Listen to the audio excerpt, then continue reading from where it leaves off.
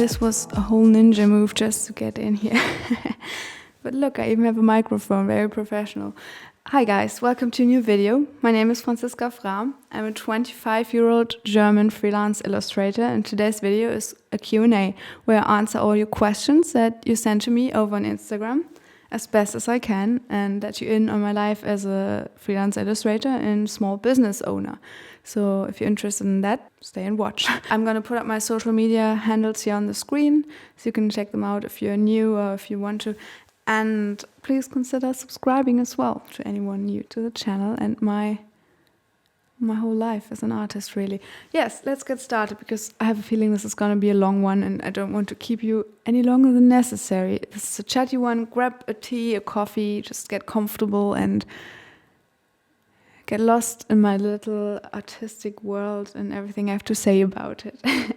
Thank you for being here, and thanks to everyone who sent in a question. You're amazing, guys. Without you, I wouldn't have any content to go on. So let's get started. I'm gonna look down at my phone, I hope you don't mind, but I have the questions right here, and also the people's usernames, so I can thank you properly for sending stuff in. So the first one, let's start with back in the day. Let's start with my childhood.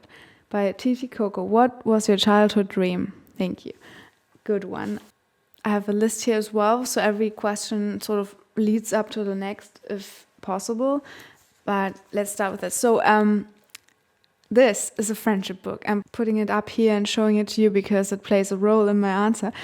So I don't know about you, but I had one of those when I was in primary school, and I gave it to all my friends so they could leave an entry, you know, their name, their zodiac sign, their date of birth, and leave a sweet message for me. So Felix the rabbit was really popular in Germany back then. Yeah, and as I read through these old sweet messages, I also found an old entry of mine, and the last line is about your live stream. And back then, I quote first in German, it said, "Das wünsche ich mir, eine Meerjungfrau zu sein. Bitte nicht lachen." So it says, that's what I'm wishing for, or that's what I want to be when I grow up, a mermaid. Please don't laugh. I'm laughing at myself right now. It's so cute. And I was kind of aware that mermaids might not exist back then, but I was still hoping, very much hoping, and I always wanted to be a fairy or a mermaid for the longest time. Tell me in the comments what your fantasy creature dream was back then. Did you want to be a centaur or a goblin? No, just kidding. No one wants to be a goblin. But let me know, isn't that cute? And now to my actual life goal back then. I wanted to be a vet, actually. I wanted to help as many pets and animals as possible and cure them from all diseases, until I finally realized it wouldn't be the best profession for me, and it wouldn't be good for any party involved. And later I obviously became an artist, and now I'm helping animals in that way that I can by, for example, selling tarot cards online, where donate part of the profits to wildlife organizations, and yeah, I'm doing the best I can in the way I can. Next one is by Von Mir, thank you. What were your favorite children's books growing up, and do they influence your style to this day? It's a hard one because so many things play into my style and what I love and what influences me, but certainly one book comes to mind that I can tell you about, and I bet you know it as well, being a German yourself. You know who asked this question. I'm talking to you right now. And the rest of you might know it because it's not actually a German book. It's Guess How Much I Loved You by Sam McBratney and Anita Jerome. I hope I'm saying the names right in any way. It's an Irish author and an English illustrator. So yeah, that's the book that my mom always read to me, and the illustrations always spoke to me. They still do. I don't own the book anymore. I actually have to rebuy it to have another look at it. But I always loved that one, and that British illustration style, the English illustration style, always influenced me, as well as Beatrix Potter's work. You can see Peter the Rabbit right behind me on the wall. All of those things, they always spoke to me. Without me knowing, obviously, as a kid, they were British. I thought they were all German. I thought all the great things are from Germany, but nope. And up to this day, I'm still dreaming of getting into the English children's book illustration scene. So that's where my roots lie, I guess. And another thing I loved were the books by Colin Den, The Animals of Farthing Wood, although I read it in German, and I also read the comics, not the books. It said, Als die Tiere den Wald verließen. That was the title, and I lived for that. I always loved animals acting like humans and working together to come out all the better of a peculiar situation. I don't know, I always loved that kind of thing. And yeah, that also leads to another question by Pluma de Primavera, thank you. What's your favorite thing to draw? Animals, all types of animals and critters, fantasy creatures, the natural world, also home environments, although I don't do it often, but I would love to do it more because I just love cozy little environments where animals wear clothing and yeah, just put them in that environment that we know so well, but have it be a bit fantastical and whimsical. And yeah, and I also love to paint with watercolors and colored inks, so that's my favorite technique. I love to make things magical and flow together. So yeah, next one, talking about my style still. Where did your comfy, almost rustic style get born from? By Nack Royal on Instagram, who's been a loyal follower of mine since the DeviantArt times. Let me know in the comments as well if anyone of you has been on DeviantArt as a teenager and posted their art online. That's how it all started for me, basically. But yeah, my style got born from that. I think I just answered that, but also from Disney movies. And I'm going to show you, I have the Disney art books with me now, like Disney Art of Zootopia, or the art book of Frozen, and I always get inspired by that. So Disney, DreamWorks, all the animated movies, Cartoon Saloon as well, and those British English children's books, they always inspire me greatly, and that's my rustic style. Favorite book for the cozy season by, I know your real name, but I have to look up the username because it's a bit more tricky. Sion Sono 110. Thank you, Nikolai. You might expect me to say, oh, anything cheerful and jolly in those dark, wintry times, but other than this huge children's book, I can really recommend that I just got from Matthew Forsyth, and I've been doing a workshop with him. Oh, he has been teaching a workshop at Berlin a few weeks back. It's Poco and the Drum, and that's the only bright, colorful book I can recommend right now because I've been reading that every day since I got it and marveling at the artwork. Also having learned from him as well, obviously. But what I actually like to read during the cold season are old Gothic, Victorian or Edwardian English novels. I always mix those times up. I don't know which one is which. But anyway, so The Woman in White by Wilkie Collins or The Picture of Dorian Gray by Oscar Wilde. These are always favorites of mine that I come back to read, and you know you have to be good at English to read those or a native speaker, because otherwise you don't really get what they're saying, or get them in your native language, obviously. But I recommend them to read in the original language because it's just the way they were written. But yeah, I like those dark, sinister stories that are written in a way that you don't get scared to sleep at night, actually. They're just in this old, eloquent English that makes you think about it twice, and I love that. So I love a good challenge in winter and just getting cozy with a book and spending hours reading and understanding it. That's kind of my thing for winter. So yeah. Next one. Oops. Let's get my list. The books are just piling up here on my printer. I don't know if that's good for it. Just gonna put them down again. Oh, next one is not a question but a compliment, actually. It's from Benedict, my friend. Do you realize how pretty your style is? Thank you. That is a compliment, if there ever was one. No, I actually don't most of the time. I'm always like, what is this? How can I do better? But yeah, there are days when I think, oh, this is actually, this turned out quite well. I rock. Today I rock. There are those rare occasions, but yeah. Thank you. I don't think I made any more notes, so I'm going to my phone again to read the questions. Did you study something in uni, and if so, what? Yes, I studied illustration, actually. I have an illustration degree, and I got my Bachelor of Arts in February this year, 2021. And since then, I've been trying to be a freelance illustrator and earn my living that way and set up my small business. But yes, I applied to art college after leaving New Zealand, where I went for my exchange, and I also finished high school there. And this also ties in with the next question. Oh, by the way, this other one was by Strange Lights Art. Thank you. The uni one. And the next one is by Oh, Kate Warday Art. How long did it take for you to consider yourself an artist? And that ties in with that because I did some art classes in New Zealand that weren't offered in Germany at my high school, because here there's only one subject called art, and it just, yeah, they make you do a bit of everything but nothing really. It's not a proper subject in my opinion, a proper class. But in New Zealand they have photography, art design, sculpturing, painting, anything you like really, if you really are serious about becoming an artist and learning everything you can in that area. So I took art painting and I did my whole illustrated project there, my first one ever, with my own story that I wrote myself, and I got so inspired and so into that. The first day I put pencil to paper, I was like, yes, this is what I want to do for the rest of my life.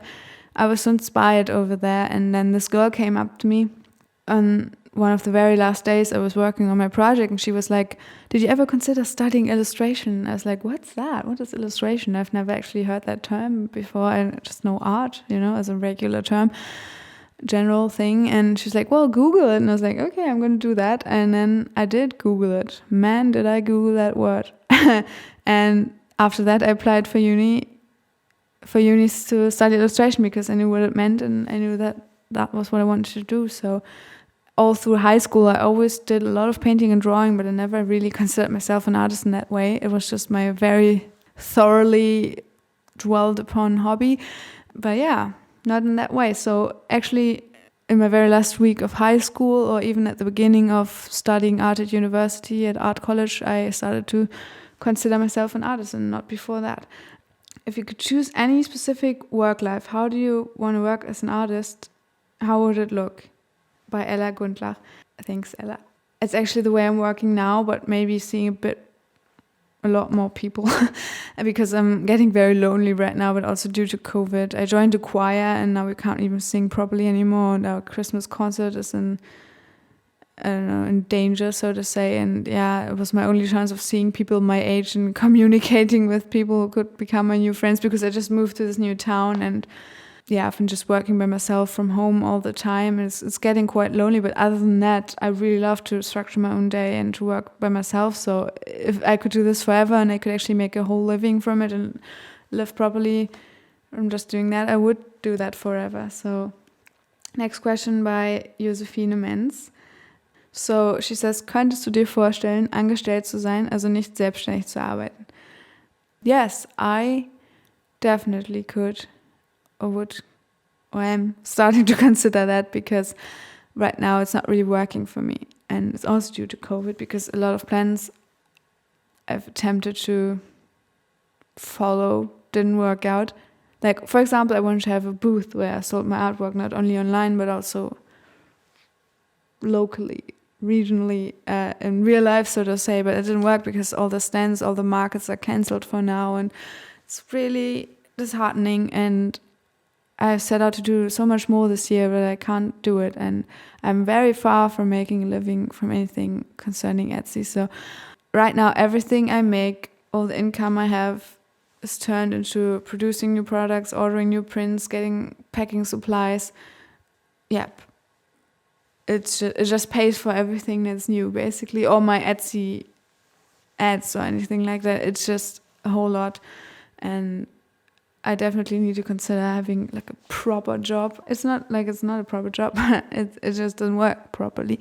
That's the thing. And local job that doesn't involve art, I guess, like working at a supermarket or a clothing store, because I just need a small amount of income that I can then invest into my business, which is steadily but very slowly growing, and I need a steady income of some sorts. And it might be good for me to be amongst people again and just socialize a bit more, because I've been really neglecting that part of life lately, and I can feel that it's starting to become a struggle for me just to talk to people normally and be eloquent in my way of speaking, and I'm just unlearning to speak, and that's not good. So I mean, I can speak, you know what I mean. It's tenfold harder for me to properly communicate with people right now due to being shut up so much at home due to COVID. And yeah, it's just a whole thing. So I could talk about that forever.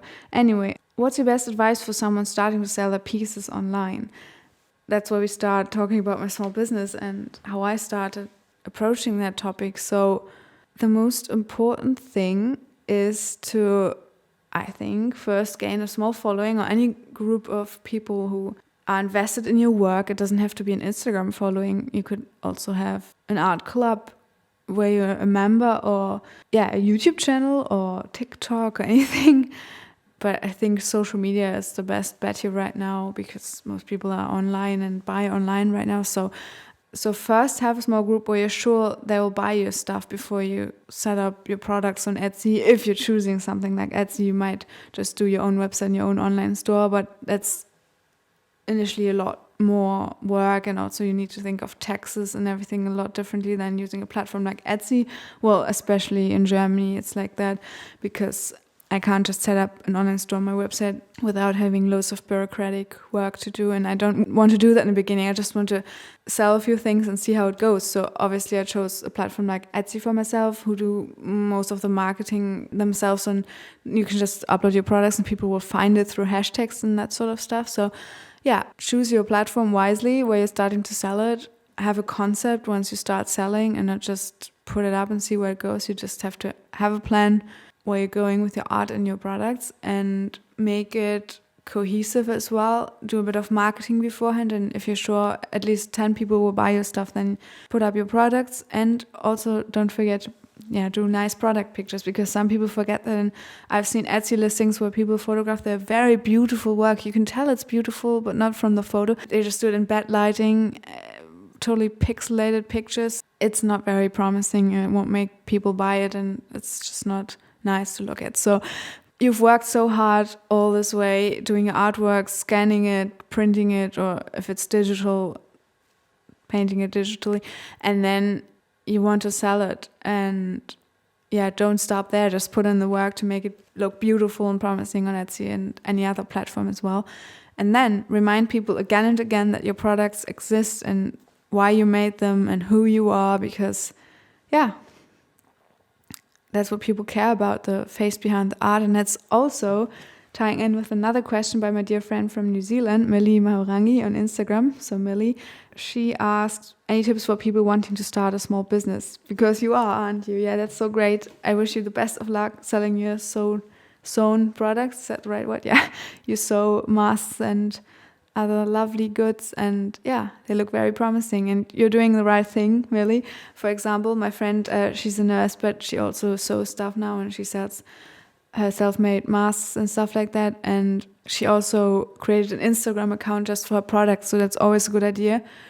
Create a whole new account for a product line that you're making if you're not an artist already and your art is your product line, so to say. I mean, I'm just keeping my normal art account. I didn't make a whole other account for your Etsy shop, but you can if you want to. It's actually not the worst idea, because then you can separate your products in your shop from your day-to-day drawings that you might just do for fun.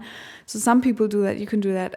You just need to have a clear vision and execute that and show people what your stuff is about and what your vision is about and who you are as a person and an artist or creator. So all of these things are incredibly important, and I always say product pictures are key. Oh, the last thing I actually really want to advise you to do, which sounds weird at the beginning, because you start out without any money and you have to invest money just to sell stuff. Actually, you have to get the packaging supplies, you have to print the stuff, you have to buy the paper and the ink and everything, and just hope it sells, so you can get that money back. Obviously, it's a good idea to save up a bit first before starting a small business, but on the other hand, it's really vital at the beginning to give stuff away for free, which sounds contradictory, I know, but at the beginning, people don't know you. They don't know what your brand is about. They don't know what you're about, and they don't know if they can trust you and your products. So the first ones to buy something from you are, so to say, taking a risk, and you have to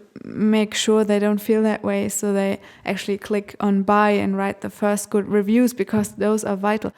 And the tip is to give discounts wherever you can, 10%, 20% discounts, anything. People love discounts. And to do cyber sale week or anything like that, those big discount weeks, join in on them. And on Etsy, there's an option you can do Etsy ads, which is a bit like Instagram ads, but a lot more lucrative and a lot more worthy a road of being taken. For example, right now I'm spending $4 a day, so my articles, my products, my items are pushed up on Etsy and people actually see them, because otherwise they would just drown in all the products on Etsy. And actually I have like 1 or 2 orders a day now, which just about covers the expenses of my advertisements. And I know it sounds crazy, because just today I got a Christmas card order for €4.50. Taking away the Etsy fees, I'm going to put up the calculation here on the screen, and taking the packaging supply and everything I paid for just to send this out, I just have the amount of money to pay for the advertisement I put on today. That makes 0. So I didn't actually earn anything today, but I still had work to do, which no one paid me for. But it's just like that. At the beginning, you have to invest that time and money, because someday you will get somewhere, but you just have to be patient. And I'm telling myself that as well. I'm often not taking my own advice, but you just have to be patient at the beginning. Give people stuff for free. Ask them for nice reviews online, because reviews are everything. And just be obliging in any way and thankful for every order you get. I mean, it's hard right now for me, because I was hoping for a lot more sales after Inktober, for example. I worked so hard on my paintings. I didn't sell a single original so far. I even did like little doodle thank you cards, and I never got a chance to send them out in any case. But yeah, it made me very fretful, and I was sort of depressed for a week or two, because my prints aren't selling well either. But now I have my Harry Potter bookmarks and my tarot cards, and I have my bestsellers. They're just not things I hoped to sell well. God, my voice is going. Oh, another thing. Not every product is going to do well. You have to find the products that do well and then do more of that. So it takes a while for a small business to figure out what you actually need to sell. That's it. Cool.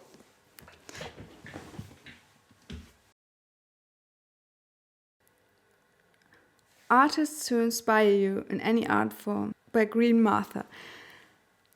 Wow, there are so many. So let's go back to the old masters, I guess. My favorite one is Monet, and I love Impressionism. The colors speak to me on every level. I try to incorporate that into my work, even though it's not always visible, but it's always at the back of my mind. And every time I stand in front of an original Monet painting, I am in such deep awe. I just forget everything, the whole world. Just me and the painting. That's perfect earthly bliss for me. And we had a Monet exhibition last year in my hometown, my new hometown of Potsdam. I mean, I just recently moved here last year, but yeah, the first exhibition I ever saw here was Monet, and it just made my whole year, my whole life. And another one I love is William Morris, and the whole Art Nouveau style really speaks to me. The flourishes, the patterns, the color combinations, that's my deepest inspiration as well. And if we're talking about modern artists or people online that I follow, that I really admire, well, the Alexon, Furry Little Peach, Rebecca Green, my absolute favorite lately, Matthew Forsyth, also a friend of Rebecca's, as I learned when I joined his workshop the other week in Berlin. Lots of children's books illustrated, Bryony May Smith or Nicola Kinya. I met her in London at the illustration fair, or Jessica Courtney Tickle. I love their work, and they're really sweet people, sweet girls. Oh my God, did you hear that cha-ching just now? An Etsy order came in. I'm sorry about that, and also not sorry, I'm really grateful. Okay. And yeah, other artists I like Loish. Who doesn't love Loish? I'm going to put their names up on the screen as well. And Beatrix Potter, the old English children's books illustrators. Let me think. I'm inspired by so many people. When someone asks me, I can never come up with them properly. It's so bad. It's always cool to look at someone who works differently from you, or in a way you would never work yourself, but then just incorporate the elements you love most in your own work. That was basically it for that. I should get on because this is taking ages. Hey guys, I'm back. You never knew I was gone, but my camera battery died last week when I was filming, and as you can tell by my new outfit right here, my more Christmassy outfit, it's a new day, a new week even, and now I'm resuming filming. I have some good few last questions left, and I was just about to answer them and then my battery died, so very unfortunate, but let's get back to it. I also dropped the microphone this time, as you can tell, because it was just kind of my way, and I think you can hear me well enough. This is fine. We'll just work like this.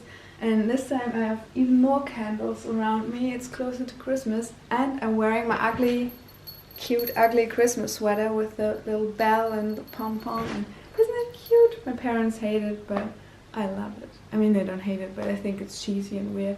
It's not really a thing in Germany, and in the UK it's a really big thing. So when I was in London, I got this at an op shop, and I was like, give it to me. Okay, that was enough. That was quite enough. But I got it at Portobello Road, come on. Notting Hill is my favorite part of London probably, and oh my god. I just always cherish this sweater and the memory. So yeah, let's get back to questions.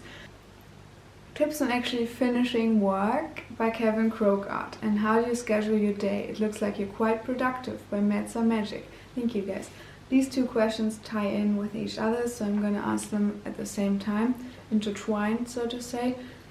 So I'm not the most productive person on some days, trust me. Sometimes I just sit there and I do nothing. I just can't. But other days I'm a working machine. I'm very much how do you say that? Like power worker, and then I just need long periods of rest.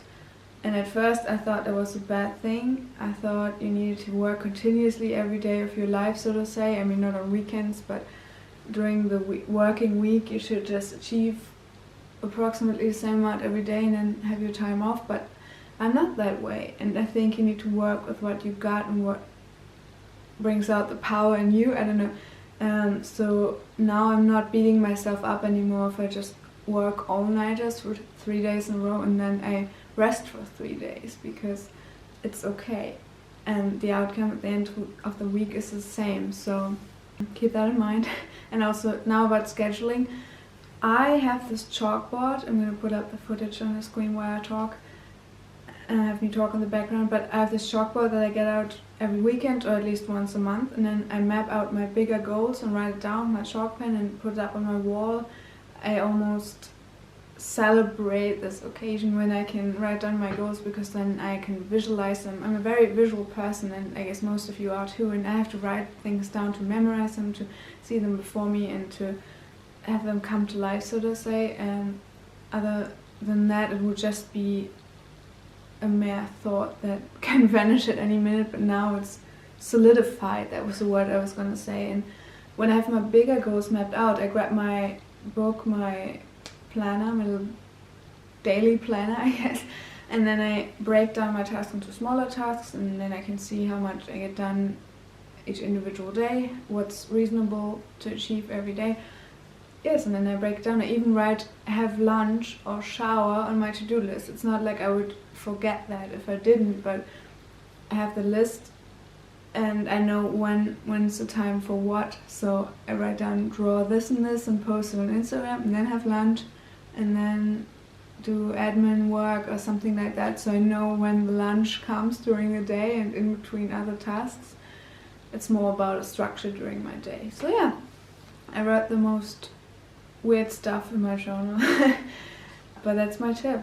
And also make it pretty for yourself. Make it a pretty planner so you like to look at it and it doesn't seem like really daunting chore to plan your week out. Another thing I do, and it may make me sound like a 5-year-old, maybe I am, is I set myself a reward system for each and every day. It's in place every day. And if you're on a diet, you might not want to do it the same way I do, but I'm a foodie, I like food, and I reward myself with food every day. I either cook something nice for myself when I'm done, or I just eat a little treat, like a chocolatey treat. For example, Choco Fresh. If you haven't tasted this, your taste buds have missed out on a sublime experience in life. No, this is not sponsored by Kinder Chocolate. But anyway, I love these little guys, and I eat one once I finished my painting. I did that during Peachtober, the Inktober drawing challenge. Every day when I finished my painting, even though it was late and not a good time to eat chocolate maybe, I ate that to reward myself, and it helped. There was always gold at the end of the rainbow, which was chocolate. So You know, as humans, we're not always capable of imagining the great outcomes or the achievements we might work towards when we finish a painting, so it's not motivation enough to just say, oh, maybe this painting will make me famous or bring a great client to me, or, you know, will be the thing that actually makes me sign a book contract or something. I mean, we don't even know what happens sometimes, and it's not motivation enough. So you just have to motivate yourself each and every day through small things. It might be a sticker book where you just stick in a sticker every day for having achieved that, I don't know, anything. But just the mere achievement of finishing it in itself is not enough to motivate me, and it might not be enough to motivate you, which is totally fine. Next thing I wanted to say was about social media, and that's the last one for that question, because for me it's sometimes good to just switch off social media. Maybe not delete Instagram from your phone, you can do that even, but I just take the Instagram app and drop it somewhere where it's not usually at, so I don't find it that easily when I'm scrolling through my phone. So that way I don't end up going on Instagram, wasting my time, basically just looking at other people's artwork and comparing myself to them. I like to sometimes let go of social media and work in my own zone, because then that's where the most creative things happen that don't copy anyone else's work. I mean, not that I want to do that, but sometimes you copy someone without wanting to because you've been looking at their work for too long. So yeah, just don't compare yourself to others too much, or otherwise it will greatly impact your productivity and your own artistic outcome and outlet. Use social media as a tool to hold yourself accountable, to produce things quicker, finish things quicker, but then also know when it's time to let go of social media and switch off the internet completely, so to say. You can't be in your own mind if you're constantly in everybody else's. I can only say that if I wasn't on Instagram so much, I would produce a lot more work. It's hard because it's part of my job now, but it's also hindering me to do my job. It's really complicated. I have to find a way to work around that. Okay guys, we're almost at the end of this video. Only 2 questions left and I'm going to get to them in a minute. Short and sweet ones. But before I do that, I just want to quickly wrap up this video, because some people are always leaving early, which is fine. I do that too. I just didn't want you to go without me having said goodbye properly. Thank you for watching. I really appreciate you watching this video, and I hope you'll be back for the next one. I hope you got to take something away from this, as did I, because it's been surprisingly beneficial to analyze my own thoughts and way of thinking. Thank you guys for sending in questions and for everything. And now we continue with the questions. Colorful Craving, I love your username by the way, asks, do you do art as a full-time job?